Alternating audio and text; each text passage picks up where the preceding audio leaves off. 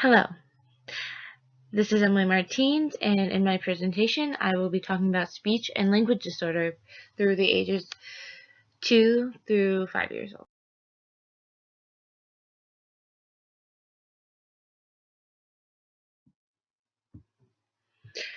In this presentation with speech and language disorder, I will be talking about the topics, the screening, and the treatment and support for the people with the speech and language disorder. What is the effect by speech and language disorder? For speech is how we say sounds and words. People with speech problem may not be able to sound clearly. They have a hoarse or kind of that raspy voice, and then they tend to repeat words or pause when speaking, which is other word called stuttering. Now, language is the words we use to share ideas and get what we want. A person with a language disorder may have problems with understanding, talking, reading, and writing.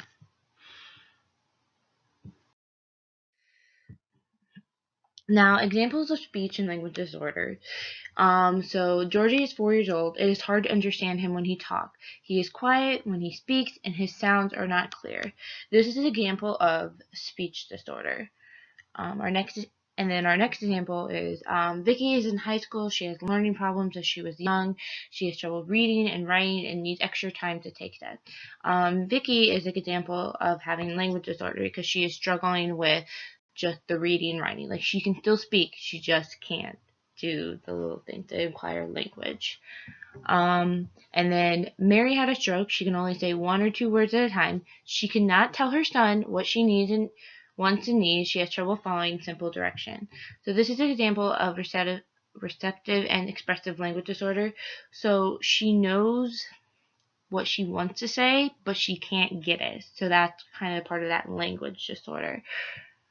And then last, Louis also had a stroke. He's able to understand everything he hears and speaks in full sentence. The problem is he slurs his speech and it's hard to understand. So this is another example of speech disorder. So he can still know what he is, but no one can understand his speech exactly.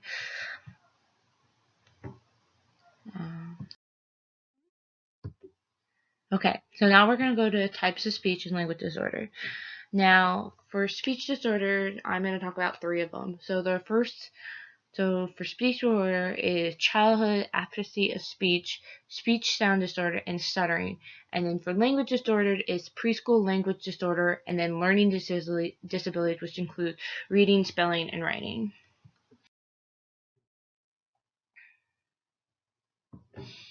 Now, for this first speech disorder, I'm going to talk about child apathy of speech.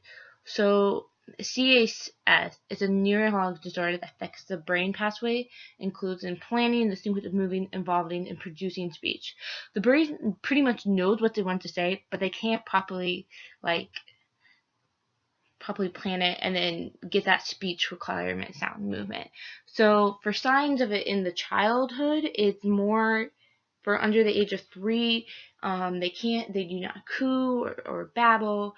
They say their first word later than you think they should, and then they only say a few different sounds. They can't really put sounds together, and then there's very long pauses, and then they don't always say the same word the same.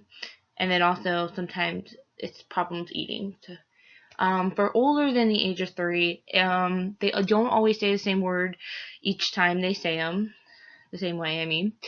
So similar to the under the age of 3, and then can understand what they say to them better than they can talk, having problem understanding what they say, and seems like they have to move lip, tongue, or jaw a few times to make sound, and then have more trouble saying longer word clearly than shorter, and seem to have more trouble talking when they're nervous. And then they can be hard to understand, especially for people that don't know them well, and then can sound choppy or flat and stuff.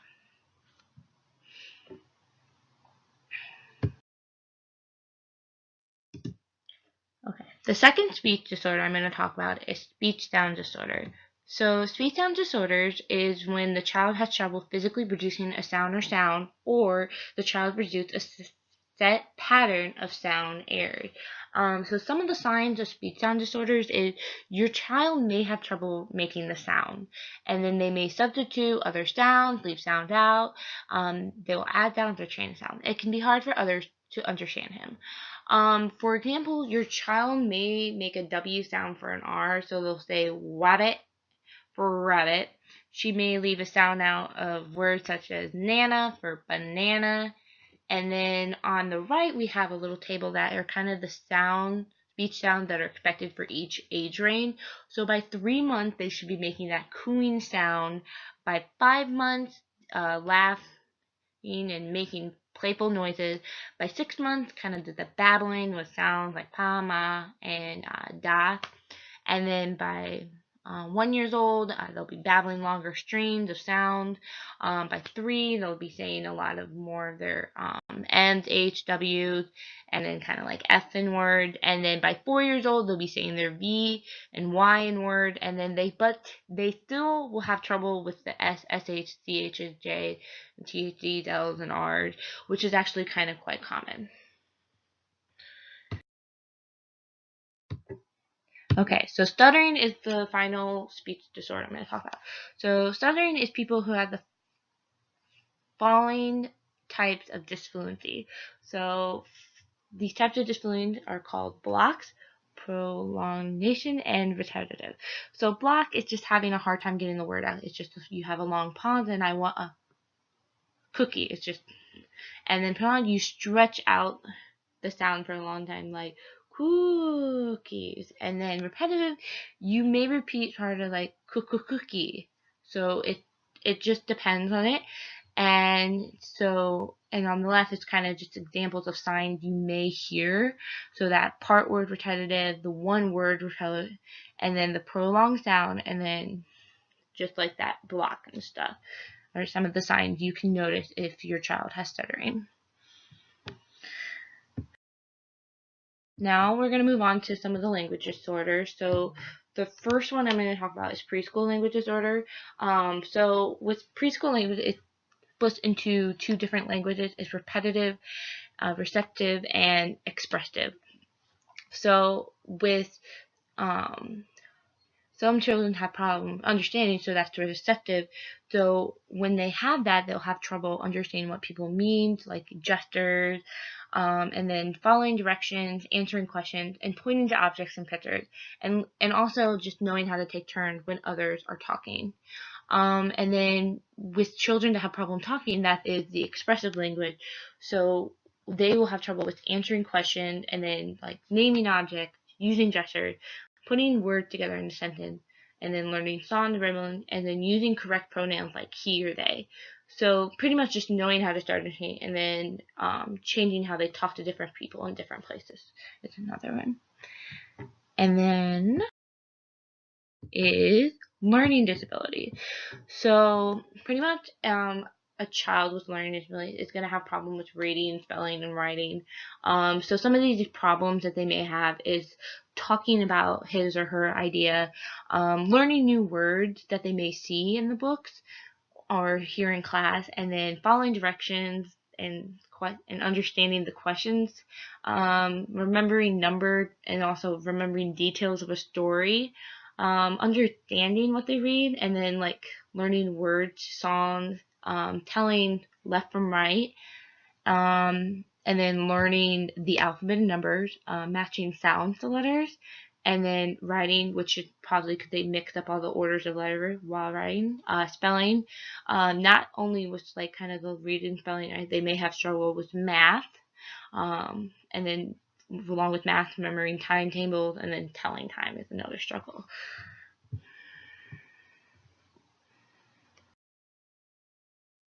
Now, for treatment and support, each treatment is similar but not completely. Most of these treatments, the child will meet with a speech language pathologist. So for a child that has childhood afternoon speech, they will have therapy with the speech language pathologist about 3 to 5 times a week. So they'll be practicing their speech and just helping them improve it. And also they'll be setting goals just to help them. For speech sound disorder with SLP, they'll be with their speech language pathologist, and then they'll be learning the correct ways to making sound, learning to practice, uh, learning to tell what sounds are right or wrong, and then practicing sounds in different words and practicing sounds in longer sentences and stuff. And then for stuttering, it's just there's going to be like two different strategies that speech language pathologist will be using. So it'll be direct strategy, which working just trying to change how he speaks, and then the indirect strategy is finding ways to make it easier for your child to talk. This may include slowing down or even asking fewer questions. For learning disability, the treatment will depend on what your child needs. It depends on how severe your child is in that area, or just how the environment probably is. So the speech language pathologist will work with your child in what he learns in class, and then they may work with your child alone, or in the classroom. For preschool language disorder, it literally what the speech language will be is increasing the child's understanding, and then improving how your child uses words to tell what he thinks. And then they will make sure they teach like the child, the family, and teachers how to talk with the child. And then helping the child uses other ways to communicate with needs. This may also be like simple gestures, picture boards, or computers that they need to sound out loud. And then also learning early reading and writing skills and stuff. And then each session with the speech language pathologist may be just a one-on-one thing with them, or sometimes, depending on the situation or what the child needs, they may be in a small group, so it helps better with their communication. And then, while the treatment is with the speech language pathologist, it's very important that there is enough support from the family, because outside of it, it can still be a stressful environment, and the speech language pathologist is not always going to be there. So the family needs to realize that they gotta have kind of patience and understand how to deal with their stress, and try to remember that this is something hard for them and difficult. So they will just have to learn how to deal with them properly. And if they need any questions, they are totally welcome to ask the speech language pathologist. That will help them and give them tips and stuff. So